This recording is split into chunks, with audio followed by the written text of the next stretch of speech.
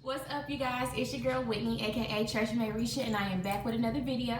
So in today's video is going to be a post-op surgery video, just letting you guys know how I feel about my surgery after everything is done, my surgery day, and what happened, how long it took, how I felt after my surgery, things that I needed after my surgery, and my before and after pictures so you guys can see what I look like now. So if you want to hear my story, make sure you stay tuned. Also, if you haven't already, subscribe to my channel and make sure to hit the bell so that you never miss an upload from me. And if you like this video, be sure to give me a thumbs up and okay.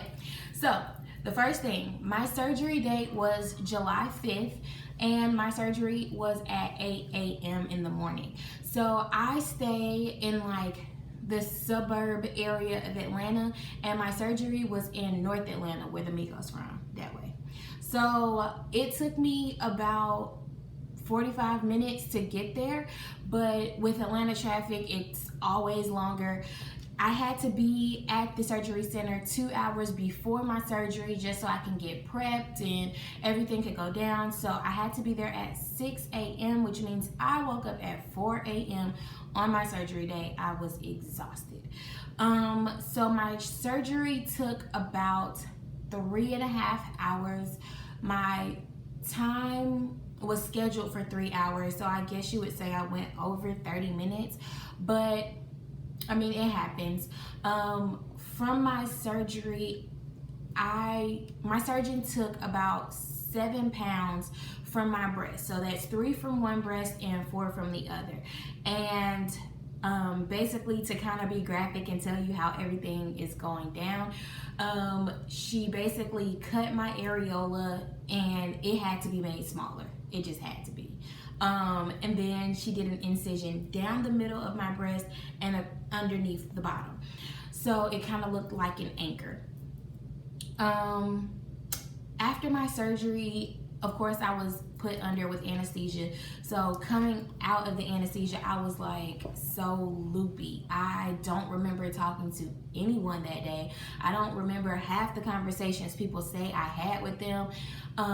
The anesthesia was like really hard on my body because I'm one of those people that I don't take pills for anything. So if my head hurts, I pretty much just take a nap. My stomach hurts, I take a nap. So the anesthesia was a lot for my body. With that being said, I couldn't eat anything. I couldn't hold anything down. My mom gave me mashed potatoes and I literally puked. My mom gave me crackers, couldn't hold that down. I had grapes, couldn't hold that down. I think I puked everything I put in my mouth except rice. So for about 3 days, I ate nothing but rice and water and ginger ale. So that was something that kind of was a con for me in my surgery because I don't like throwing up. So that wasn't something that I really liked.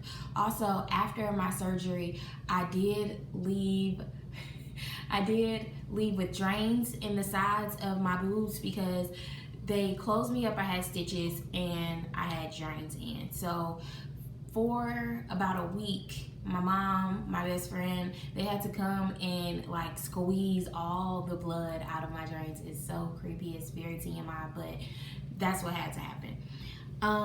So I would say anybody thinking about getting this surgery should consider what type of help and assistance they have, because for me, I had my mom, I had one of my best friends, I had my boyfriend, I had my grandmother, and they kind of helped me with everything. I literally could not lift my arms.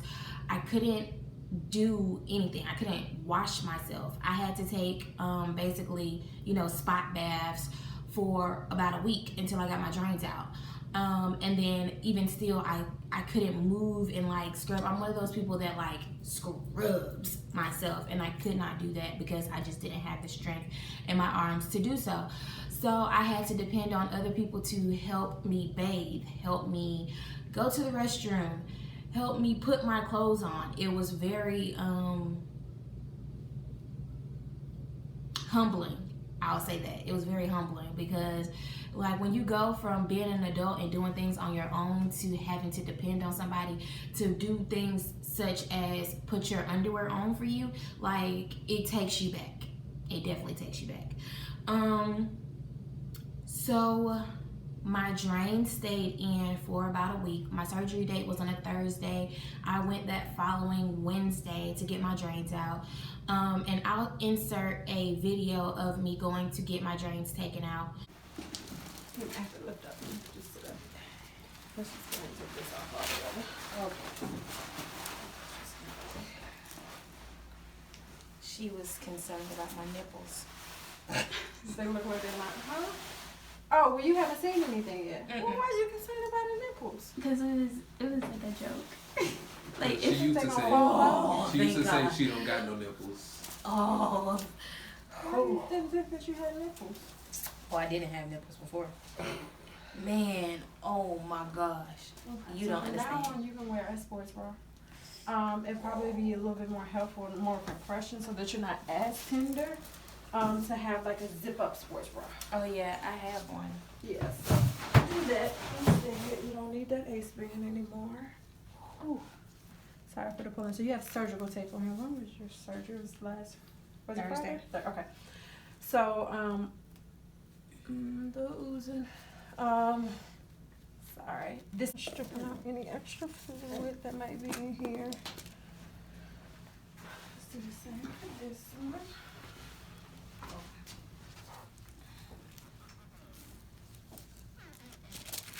How long have you been waiting for this breast reduction? Since I was 16.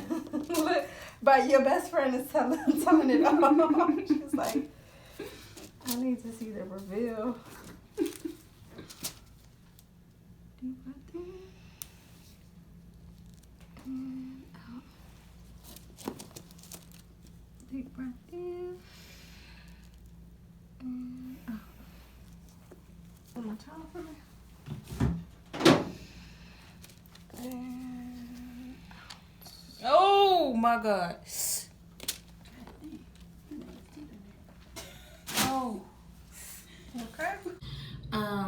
And when I finally got my drains out and I took the bandage off, it was so nice to be able to see my breast because this is the smallest I've seen my breast since I was maybe in middle school. So I love them off first sight.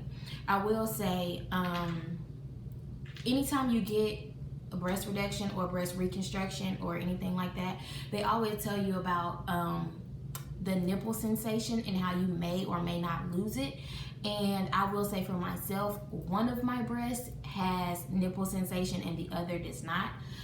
So it is a bit alarming for me at this point because I don't know how everything is going to go. But I do have another post-op surgery meeting with my surgeon, and she will kind of walk me through what will happen if I don't get if I don't get the filling, or if the filling starts to come between now and then.